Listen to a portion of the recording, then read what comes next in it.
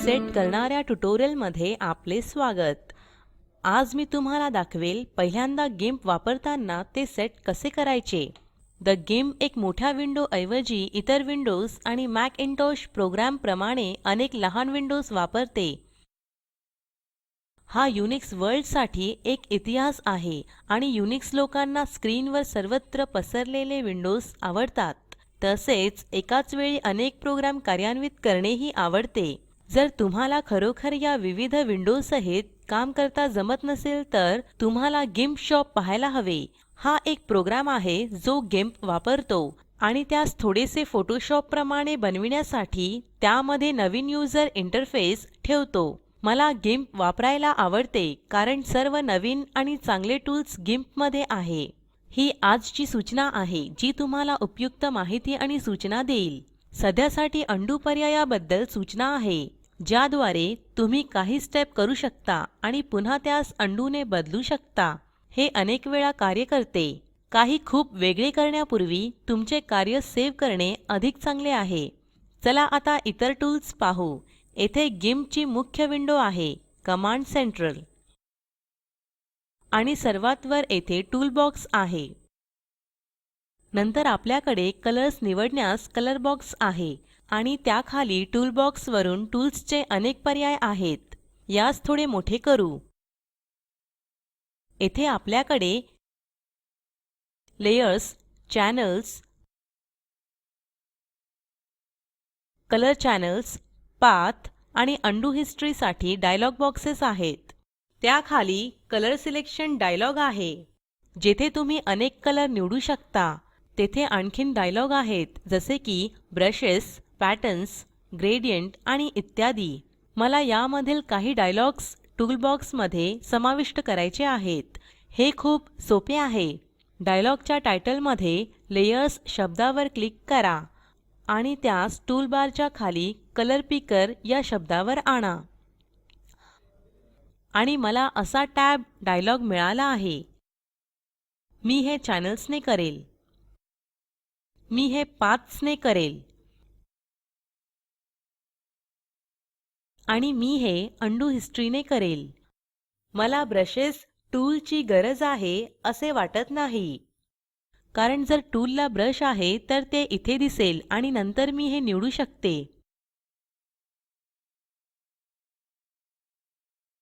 परंतु मला कलर हवेत तर मी त्यावर क्लिक करते आणि त्यास अंडू हिस्ट्रीच्या पुढे ड्रॅग करते आणि ही विंडो येथे बंद करू शकतो. मी सर्व डायलॉग बॉक्सेस फाइल डायलॉग्स द्वारे ऍक्सेस करू शकते. तुम्ही पाहू शकता येथे काही डायलॉग्स आहेत जे आपल्या टूलबॉक्स मध्ये नाहीत आणि आपल्याला त्यातील एक हवा आहे, तो म्हणजे टूल. माझ्या टूलबॉक्स मध्ये काही टूल समाविष्ट आहे ज्याचा मी वापर केलेला नाही आणि मी त्यास मला जे टूल्स वापरायचे आहेत त्यासोबत रिप्लेस करेल. मला जे टूल्स हवे आहेत त्याने सुरुवात करू. मला कर्व्स, लेव्हल्स, थ्रेशहोल्ड, ब्राइटनेस आणि कॉन्ट्रास्ट हवेत. मला निवडायचे नाही. मला पर्स्पेक्टिव्ह क्लोन, इंक किंवा एअरब्रशची गरज नाही आणि मला उरलेले सर्व टूल हवे आहेत. स्पेस किती उरला आहे हे पाहिल्यानंतर मी याकडे बघेन. आता मी फाइल आणि प्रेफरन्सेस वर जाते.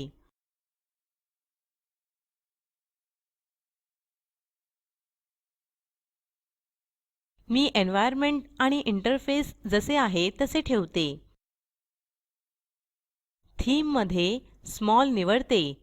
जेव्हा मी ही विंडो एका बाजूला ओढेल सर्व आयकॉन्स अंकुचित झाले आहेत आणि तेथे टूल्सच्या माहितीसाठी आणखीन जागा उपलब्ध आहे.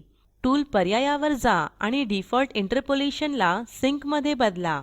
सिंक हे पिक्सेल्स मोजण्यासाठी एक उत्तम इंटरपोलेशन आहे, आकार बदलताना किंवा रोटेट करताना आणि इत्यादी. इतर पर्यायांना जसे आहेत तसे ठेवा. टूलबॉक्स वर जा आणि तुमच्याकडे हा पर्याय असेल तर त्यास निवडा किंवा निवडू नका. फोरग्राउंड आणि बॅकग्राउंड कलर बदलण्यासाठी तुम्ही कलर वापरू शकता, जी जलद पद्धत आहे. तुम्ही ब्रश आणि ग्रेडियंट टूल्स मिळवू शकता. येथे तुम्ही लहान इमेज किंवा सक्रिय इमेजचे थंबनेल ही मिळवू शकता. मला याची गरज नाही म्हणून मी हे निवडत नाही. हे तुमच्यावर आहे की तुम्हाला हे हवे आहे की नाही. तुम्ही डिफॉल्ट इमेज, डिफॉल्ट ग्रिड आणि डिफॉल्ट इमेज विंडो जसे आहे तसे ठेवा. सर्व प्रेफरन्सेस झाले आहेत आणि मी पाथ बदललेला नाही तर मी यास येथे वापरू शकते. काही अधिक स्पेस मिळण्यासाठी येथील केवळ एक टूल मला काढावा लागेल, परंतु प्रथम मी हे थोडे मोठे करते. तुम्ही पाहू शकता टूलबॉक्स डायलॉग खूपच लहान झाला आहे. त्यास येथे ओढा. मला असे वाटते की मी येथे नवीन रो न घेता आणखीन 3 टूल्स जोडू शकते.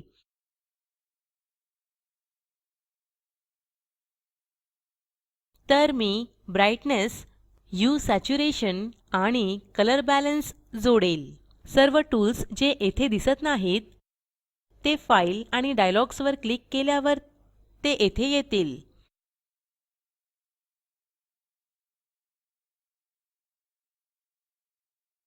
आता आपण आपल्या कार्यासाठी सज्ज आहोत.